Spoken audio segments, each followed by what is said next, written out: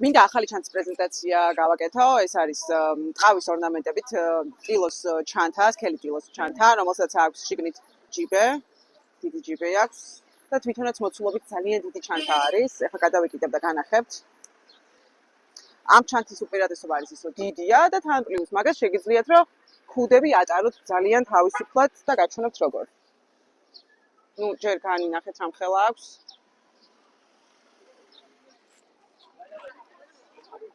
ამ ქუდს ჩავდებ.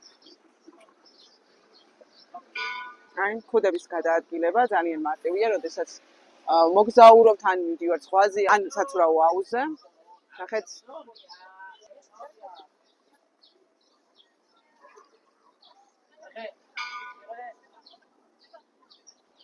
ასევე ხელით შეგვიძლია ესე დავიჭიროთ.